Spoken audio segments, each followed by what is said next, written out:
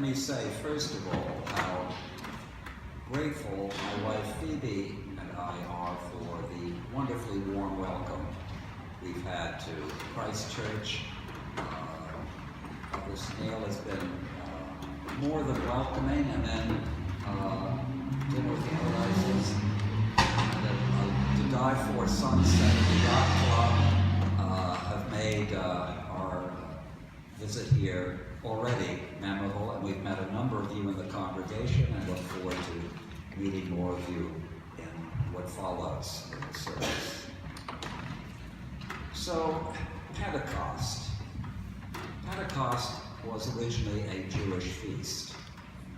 It was something the children of Israel inherited when they entered the Promised Land. It was a harvest festival, a barley harvest festival.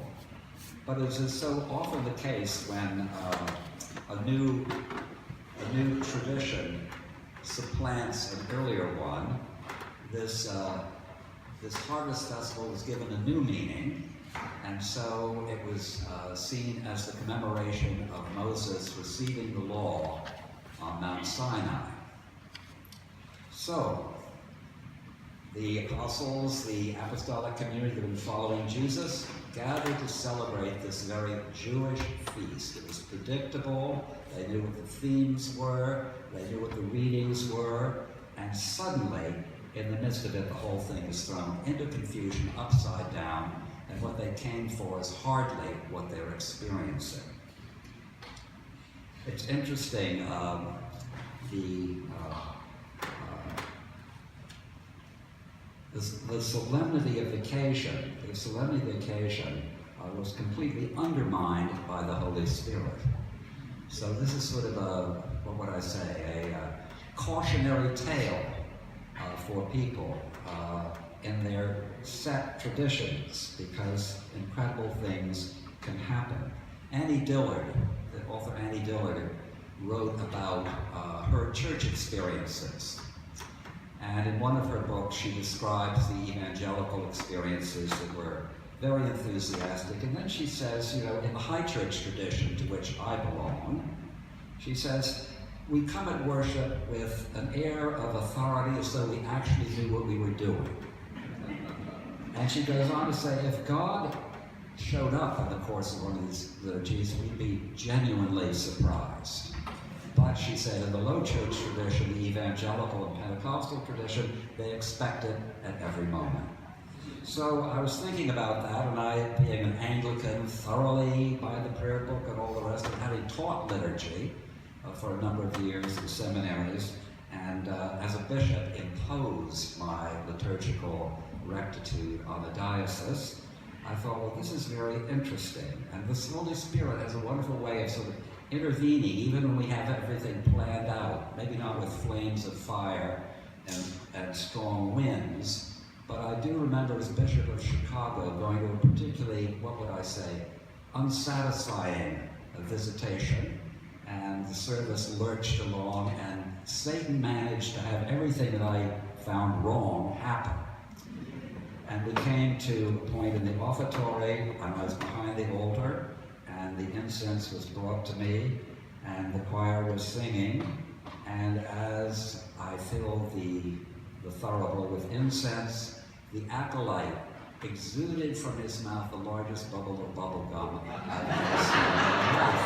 It was so large, his eyes disappeared, and then with a sucking sound, he hauled it back into his mouth and leered at me. And I thought to myself, what does this mean? And then I decided it was the imagination and humor of the Holy Spirit saying, Frank, I'm so sick of you being so stuck in your ways. Lighten up and play church the way they play church. And so it was my liberation and my salvation mediated by bubblegum. So you never know what God's going to use. After all, Jesus used mud and saliva as well as more Anglican sorts of things. Anything is fair game for the Holy Spirit. So again, watch out, you just never know.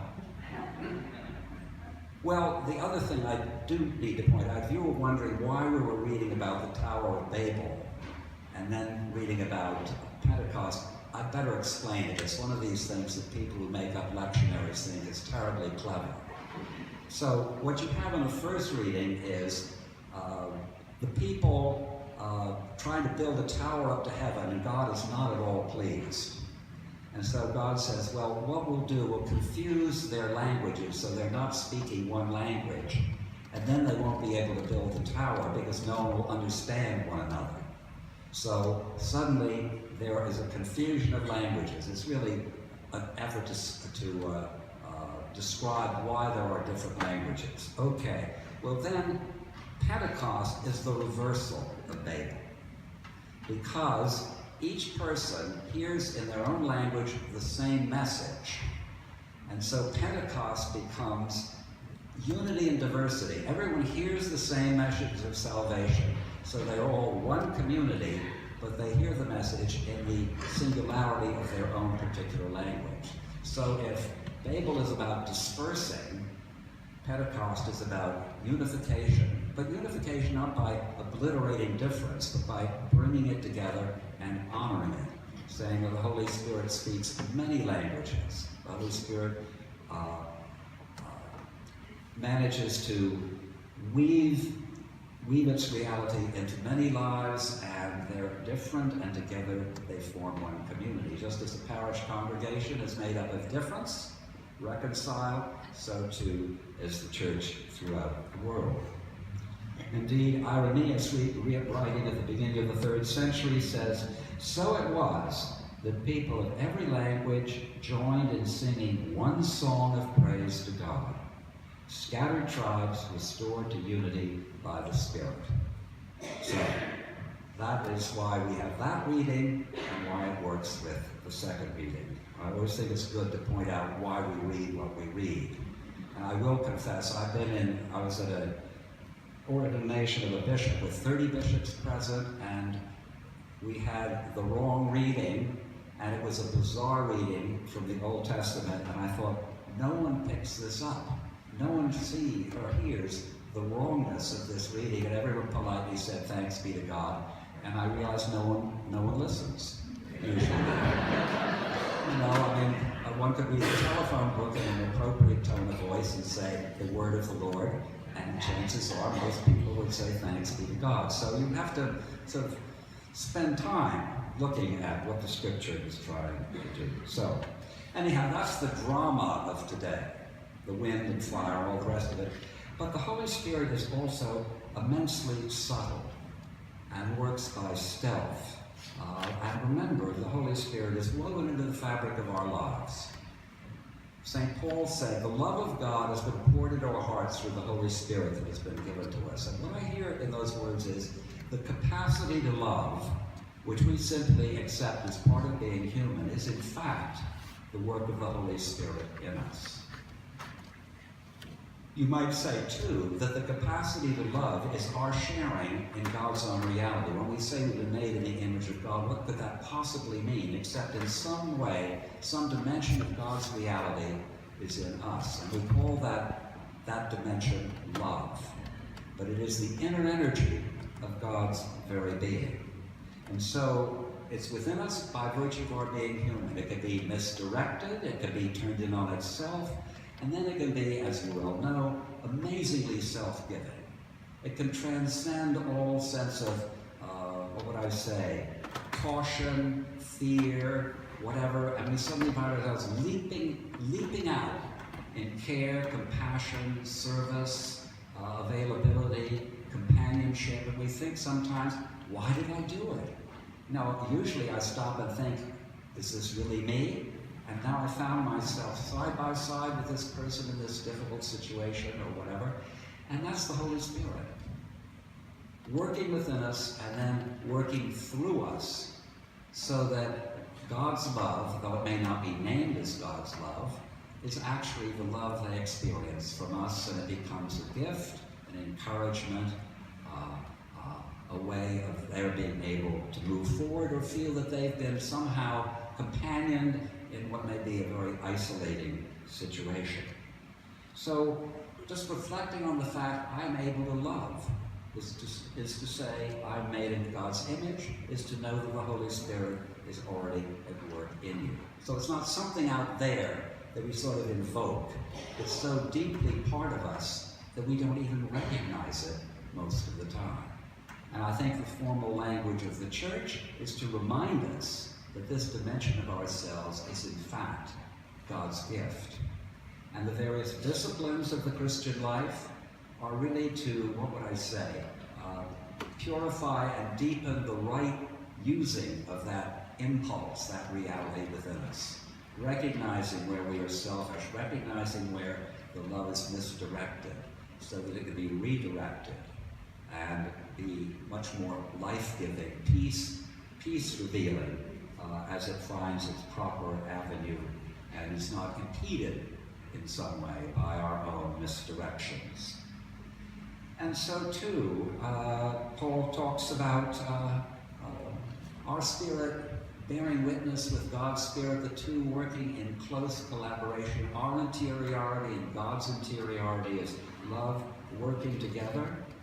And I think too, Paul talks about the Spirit within us crying, Abba, Father. Now what's this about? Abba is an Aramaic word. It means Father in an intimate sense. It's not sort of a formal word. It's not a formal prayer word. And yet it's the word that Jesus used as he addressed God. It's a word of intimacy and affection and availability. And so Paul says that the Spirit of the Son has been sent into our hearts by the Father crying, Abba. And I think to myself, there is within us a kind of yearning, a restlessness, and Augustine of Hippo calls it. We are restless till we rest in you. There's a sense, often even among people who profess no religion whatsoever, a sense of there's something bigger than my experience. There's something transcendent that I would be reluctant to name it. The Pew Trust did a study of nuns, N-O-N-E-S, not N-U-N-S, those who profess no religion whatsoever. And one of the things that was very interesting, consistently through this group who claimed no religious identity whatsoever, was a sense of wonder. A sense of wonder. And I thought, what's that? But the kind of inner yearning, Abba in some way, something bigger than me, though I'm reluctant sometimes to name it. We, of course, name it as God, and more intimately see that reality reflected in Jesus Christ, and we know it works intimately within us as the Holy Spirit. So, I mean, for instance, the sunset Friday night was transcendent, watching it over the water, and all of us, I think, looked out the window, and there was a certain kind of silence and awe, wonder, and I think that was a kind of silent recognition of God's own mystery, transcending the intimacy and warmth of the dinner that we were having. So, all kinds of things, a sunset, a mountain, a smile of a small child, a little child smiling at you, and you're not simply smiling a little child or smiling at you, you realize there's something bigger that's enveloped you and taken you somewhat out of yourself. The sea, music, a painting, all kinds of things are ways in which the Spirit tweaks us and draws us and reminds us that there's something deeper than we even know within ourselves, constantly at work. It's sort of an awkward image, but it's one I use. I think of myself walking on a road with a manhole cover under my feet, with no sense of what's going on under that manhole cover, but there are all kinds of electrical lines and sewer lines and all the rest of this whole world down there, things going on. And I think that's sort of the way the Holy Spirit works. I'm sort of walking along in my mindlessness, concerned about, can I find a parking place or whatever it is.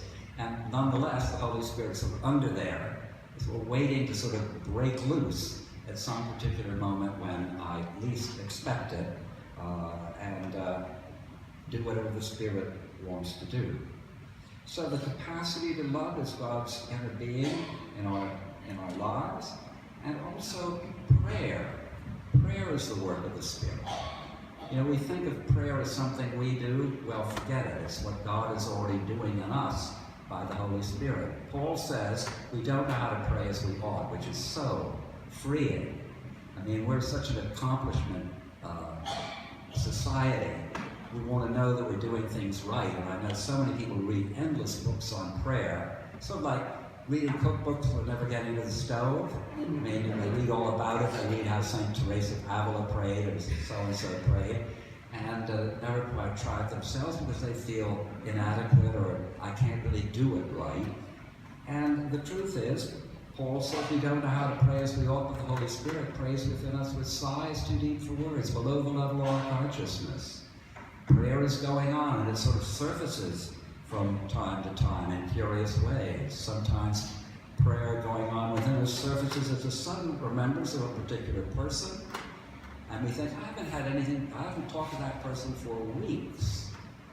And I've learned now to pay attention to these certain things, and so I'll call up occasionally, as I did once to a bishop. His wife is very sick, and some months later, I'm sure you've had this experience, he said to me, you have no idea how important it was that you called at that particular moment. And I thought, no, I had no idea. It just sort of came upon me. Well, where did it come from? It was the Spirit sort of praying within me, saying he needs a word of companionship. So all kinds of things are going on. They're so much larger than what we're aware of. But it's God's imagination moving mightily and in all sorts of ways in our lives. And so too, Paul talks about the fruit of the Spirit. So the consequence of the Spirit working within us and our Spirit collaborating with God's Spirit. And he says the fruit of the Spirit is love, joy, peace, patience, kindness, generosity, faithfulness, gentleness, and self-control. The interesting thing is, it's a singular. It's not a category of virtues. It's one cumulative reality. It's actually the character of Christ. And what Paul is saying, I think, is these are the dimensions of Christ's own personality as it is worked into our own personality. And the wonderful thing about love, joy, peace, patience, kindness, and all the rest of it is we can't really observe these things happening within ourselves. You can't stand in front of a mirror and say, I am just radiant with joy, peace, and love, and all that sort of thing, and preen and feel better about yourself. It's others who notice these things. And we'll sort of say, thank you so much for having had that cup of coffee with me. And you think, well, what was the significance of that? And yet, the Spirit used your smile or your listening or whatever it was in ways you had no idea that the Spirit was using. And which is great, because if we were aware of all this stuff, just think what our pride would be. You know, I am so useful, I am so radiant with God's Spirit. You know, let me give you some of the Spirit you would move in. You know, there's nothing worse than people trying to be good. I mean, they usually are so absolute that you sort of feel crushed by their dominating goodness. It's the sort of forgetfulness of people just sort of being with you that is the real gift. So this is what this feast is all about, reminding ourselves that the Spirit isn't sort of out there, the Spirit is in us. The one thing that sometimes gets in the way is our own self-judgment. Carl Menninger was once asked, to be a great icon of mental health in the United States, what the primary cause of mental illness was from his point of view in the United States. And he said the inability of people to forgive themselves for being imperfect. The inability to forgive themselves for being imperfect. And I think so often I hear an interior voice of judgment saying, no, you shouldn't, you must, you're not good enough, or who you should have done better, all those sorts of things that can be so immobilizing. Well, you know, I take great comfort from Paul's problem with a thorn in his flesh, his sense of imperfection. And you remember Paul, after his conversion, prays to Christ to remove the thorn. Then, I think he's sort of saying, if you remove this thorn, then my alleluia can be totally unrestrained. But right now, I'm so aware of, yes, you know, I've gone through some conversion, but I'm still not as good as I'd like to be. And what does the risen Christ say? It stays. He says, it stays. My grace is all you need. My grace is all you need. For my power is revealed not when you think you are really together, but when you are vulnerable, awkward, and in weakness. And so I think the deeper conversion for Paul was being able to accept even his own imperfection. I'll tell you, if you look at the list of saints in the prayer book and went through their lives, some of them are bizarre, filled with what we would call inappropriate points of view on any number of things, all the rest of it, and yet God can use them, God could use Paul, and God can use us without our being preoccupied with our own imperfections. So that's another thing. For freedom, Christ has set us free, free from our own judgment, and where the Holy Spirit is, there is freedom. And the last thing, I'm going to read you a poem, because in Hebrew and in Greek, the Spirit is both masculine and feminine, and also neuter. It transcends masculine identity. And a Roman Catholic nun named Joyce Rupp has written a wonderful poem about the Spirit in us, and she uses a female pronoun. So there's precedent for doing that. So here's the poem. Inside each of us there awaits a wonderful spirit of freedom. She waits to dance in the rooms of our heart that are closed, dark, and cluttered. She waits to dance in the spaces where negative feelings have built barricades and stockpiled weapons. She waits to dance in the corners where we still do not believe in our goodness. Inside each of us there awaits a wonderful spirit of freedom. She will lift light feet and make glad songs within us on the day we open the door of ego and let the enemies stomp out. So there it is, and if you need some precedent for this, in the 4th century, Basil wrote a thing on the Holy Spirit, which is very heavy and theological, but he does say, among other things, that the Holy Spirit makes it possible to dance with the angels.